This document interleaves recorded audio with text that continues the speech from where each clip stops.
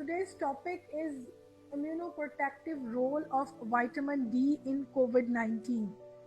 So as I mentioned earlier, the studies or the research that has been done in this correlation was initially when COVID arose last year, or when it was booming last year at this time around March 2020. उनके जहन में इसी को लेके, that's why I have written over here, कुछ लोगों के जहन में टॉक्सिसिटी को लेके ये आने था कि अगर हम लेते रहेंगे तो इससे हम टॉक्सिसिटी, इसके लेवल बहुत ज्यादा तो नहीं हो जाएंगे, तो ये टॉक्सिक इफेक्ट तो नहीं कहीं कॉज करेगा.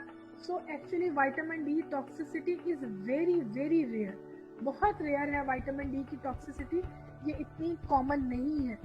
ठीक है. और इसकी टॉक्सिसिटी में क्या हमें जो साइन सिम्टम्स देखने में मिलते हैं, if you wanted to know about it, आपकी थर्स्ट इंक्रीज कर जाती है, फिर आपका जो है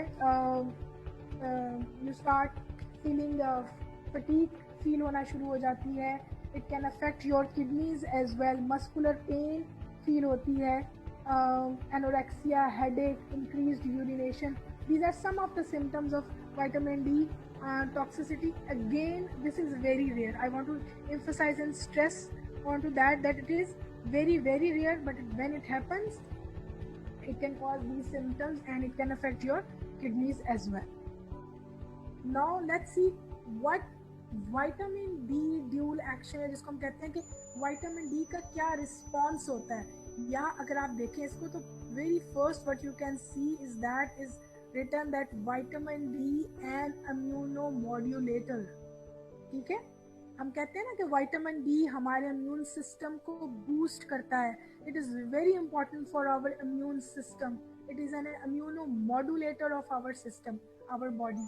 सो वो कैसे इम्यूनोमॉड्यूलेटर है हमारी बॉडी का, और एक्चुअल में इस इम्यूनोमॉड्यूलेटर का क्या रोल आ जाता है, क्या इफेक्टिव रोल आ जाता है in case of corona virus. Specifically हम कोरोना वायरस की बात करेंगे. मैं बहुत इसकी निटी ग्रिटी डिटेल्स में नहीं जाऊंगी, बड़ा मोटा मोटा सा बताऊंगी so that you can actually understand कि ये किस तरह हमें हेल्पफुल होता है in case of a corona virus, और कोविड-19 के किस तरह से होता है. So this is an activated form. हमें पता है एक्टिवेशन कैसे हुई, हमने प्रीवियस स्लाइड्स में देख लिया. So once it is an activated, that is 125 dihydroxy cholecalciferol, it get attached with these vitamin D receptors. उनके साथ vitamin D receptors के साथ ये attach हो जाता है vitamin D के. और फिर ये देखिए कि यहाँ पे vitamin D के receptors के साथ attach होने के बाद ये आपको what you can see, this is a macrophage. ठीक है. so यहाँ पे आपको ये एक मैक्रोफेज है, और हमारे इम्यून सिस्टम में ये क्या जाके करता है कि वहाँ पे जाके ये विटामिन डी रिसेप्टर एलिमेंट्स को, जो विटामिन डी रिसेप्टर एलिमेंट्स होते हैं, ये उनको एक्टिवेट कर देता है. विटामिन डी के उनको एक्टिवेट करने के बाद जो इसका मेन काम आ जाता है कि जब ये उनको एक्टिवेट कर देता है तो ये विटामिन डी रिसेप्टर एलिमेंट्स जो होते हैं ये क्या करते हैं, ये जीन एक्सप्रेशन को कंट्रोल करते हैं हमारी बॉडी के अंदर, बहुत सारे जो इम्यून पार्टिकल्स हैं उनका. और इन रिस्पॉन्स टू दैट ये दो इम्पॉर्टेंट चीज़ों को रिलीज करता है. वन इज दिस, ये अगर आपको नज़र आ रहा है एंड पे दो, एक है कैथेलिसिडिन और दूसरी है बीटा डेफिसेंस. ठीक है. बाकी बिल्कुल मैं डिटेल में नहीं जाऊंगी, सिर्फ इन दो के ऊपर फोकस करेंगे and will see how these two are have a role. हमारे इम्यून सिस्टम जो है विटामिन डी जब हमारे इम्यून सिस्टम को स्टिमुलेट कर देता है, हमारा इम्यून सिस्टम इन दो चीज़ों को रिलीज करता है जिनको हम कहते हैं, उनकी रिलीज को इंक्रीज कर देता है जिनको हम कहते हैं कैथेलिसिडिन्स और बीटा डेफिसेंस. ठीक है. अब ये आगे दोनों क्या करते हैं. So first of all, let's take up this which is called the second one, which is beta deficens. ये beta deficens बेटा क्या करते हैं, which has been activated with the presence of what, vitamin D से. ठीक है. so इनकी जो है वो इंक्रीज रिलीज हो जाता है बॉडी के अंदर जब vitamin D प्रेजेंट होता है. ठीक है.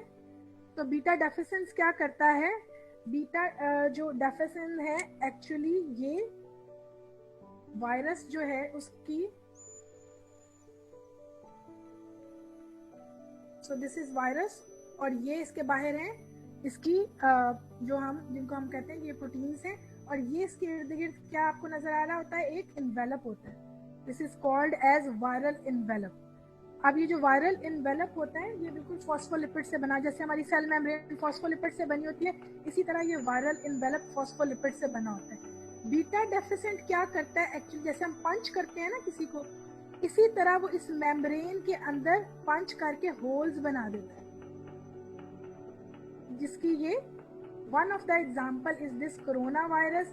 There are other viruses as well against respiratory viruses, specifically respiratory viruses against which this is very effective, और उनको हम कहते हैं RSV, respiratory syncytial virus, rhinovirus और influenza virus।